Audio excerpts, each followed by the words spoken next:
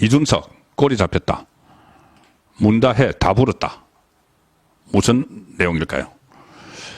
모처럼 이준석 이야기를 해드리는데 이 명태균 씨가 이제 내일 영장 실질 심사를 받죠. 그런데 김영선 전 의원 공천 문제로 지금 윤석열 대통령과 뭐 상의를 했다. 이런 게 뭐 핵심이죠. 다른 논란들도 있지만 그런데 지금 명태균 씨와 윤석열 대통령 통화를 했는데 그 배후에 이준석이 있다. 검찰의 이 구속영장 내용입니다. 이준석은 그동안 명태균 씨하고 그때 뭐 그 칠불차에 가가지고 새벽에 뭐 그 홍매화를 심고 막 그 사진도 있고 준석이 하는 명태균 씨의 녹음도 있고 한데 이준석은 계속 뭐 애매하게 계속 이야기를 했죠. 명태균과의 관계를. 그런데 당 대표가 될 때도 명태균 씨가 여론조사를 일종의 조작을 해줘서 띄웠다. 나경원 그때 후보가 또 주장을 하는 거고.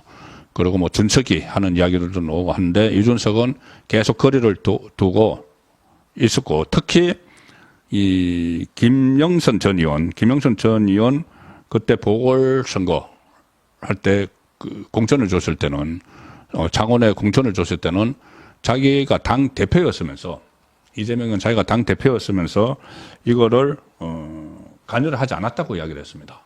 김영선 공천에 관여를 하지 않았어. 그때 윤상현 그 재보궐선거 공천관리위원장이 다 했어. 나는 그거 관여 안 했어. 그러니까 스스로 어떻게 당 대표가 그거를 안 챙깁니까? 그런데 어쨌든 여기 이제 휘말리지 않으려고 나는 김영선 공천 전혀 몰라. 나는 관여 안 했어. 했죠.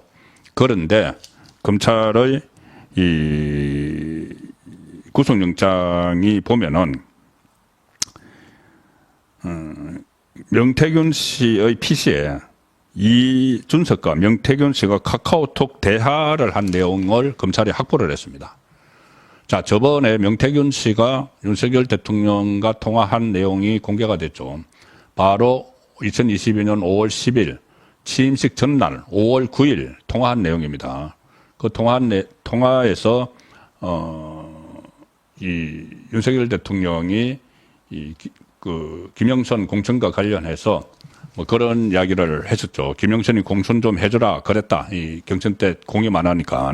그런데 말이 많더라 당에서 이런 이야기를 했는데 그날 2022년 5월 9일 새벽 0시 20분에 당시 국민의힘 대표였던 이준석 그리고 명태균 씨가 나눈 카카오톡 대화가 있었다고 합니다. 그걸 검찰이 확보를 했습니다. 이준석은 지금까지 전혀 모르는 일이라고 잡아댔는데 거짓말한 거죠. 이준석이 뭐라고 하냐면 윤석열 당선인이 김영선은 경선을 해야 한다더라. 이런 취지의 메시지를 보냈습니다. 그때 이제 명태균 씨는 전략공천을 받으려고 했는데 전략공천이 아니고 경선을 해야 한다더라. 그러니까는 명태균 씨가 나는 전략공천인 것으로 안다. 확인해 보겠다.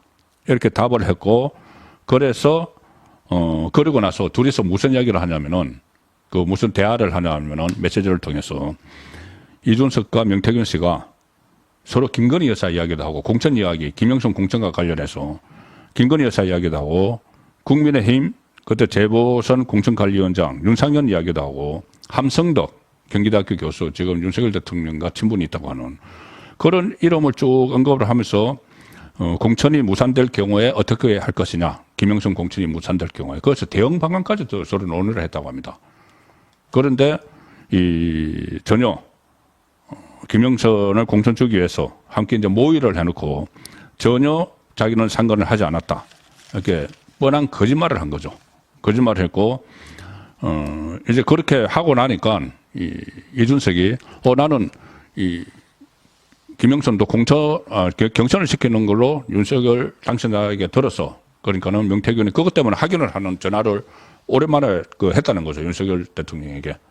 그러니까 메시지를 보내니까 윤석열 대통령과 통화가 다시 전화를 해서 그때 놓은 이야기가 김영선이를 공천 좀 해주라 했는데 말이 많네 당했어. 자, 이 이야기는 이미 그때는 그 다음날 바로 발표가 됐기 때문에, 전략공천으로 다 끝난 시점입니다. 어쨌든 그런데 그때 왜 경선을 할 시간도 없는데 이준석이 이렇게 물어봤는가? 그것은 뭐 일종의 뭐 떠보기를 위해서 뭐 그런 것이 아닌가라는 이야기도 여러 가지 분석이 나오는데 어쨌든 알 수 있는 것은 이준석이 김영선 공천 과정에 서로 모의를 했다는 거죠.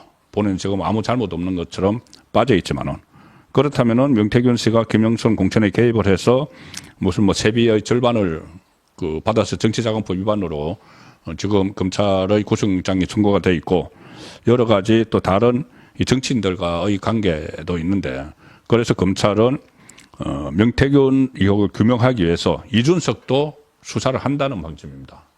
이것 외에 다른 어떤 공천과 관련된 의혹들이 있을 수가 있기 때문에 이준석도 조사를 하고 또 이준석의 멘토인 김종인도 여러 가지 그때 당시 공천과 관련해서 의혹들이 있다. 지금 검찰이 확보하고 있는 명태균 씨의 어떤 메시지 내용 같은 것들이 지금 새로운 것들이 많이 나오고 있는 것 같습니다. 그래서 이준석, 김종인, 그러니까 이준석은 지금 국민의힘이 아니죠. 국민의힘에서 나갔죠. 그런데 이준석도 명태균 파문에 휩쓸려 들어갈 수 있는 보통 때 같으면 이준석이 벌써 반응이 났을 겁니다. 라고 상관없다. 오늘 조선일보가 크게 보도를 했는데 이 가짜뉴스다 막 나왔을 텐데 지금 말이 없습니다.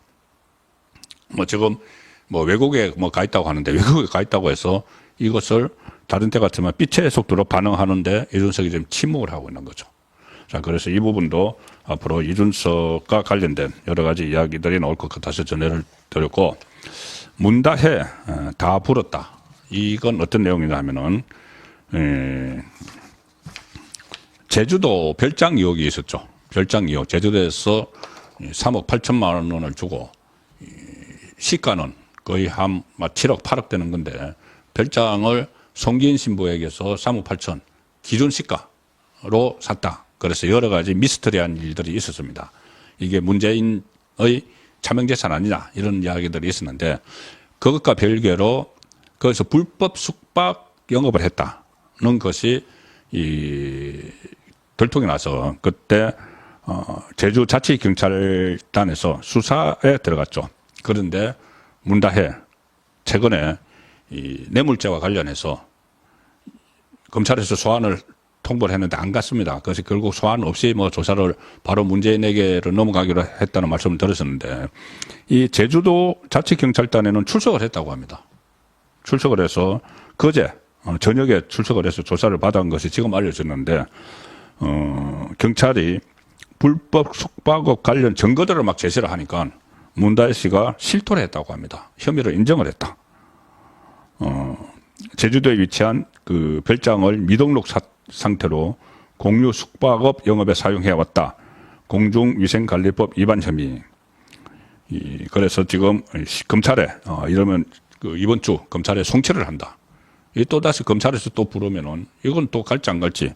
어쨌든 문다혜 씨와 관련된 여러 가지 논란은 계속 끊임없이 제기가 되고 있는데 문재인 전직 대통령은 여기에 대해서 입장은 한마디도 내지 않고 있는 상황입니다. 그래서 이 뇌물죄 사건도 조만간 수사가 본격화되는데 어쨌든 이것보다는 지금 이틀 남은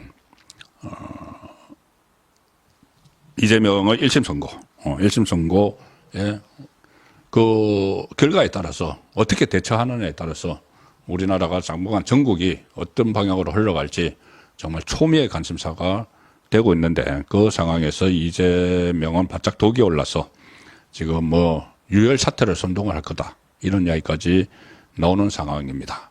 그리고 뭐 사법살인 이야기도 나오고 비행기 표값까지 주면서 자기 방어를 위해서 사람들을 서초동으로 끌어모으는 그 상황까지 오늘 그 강범위하게 살펴드렸습니다.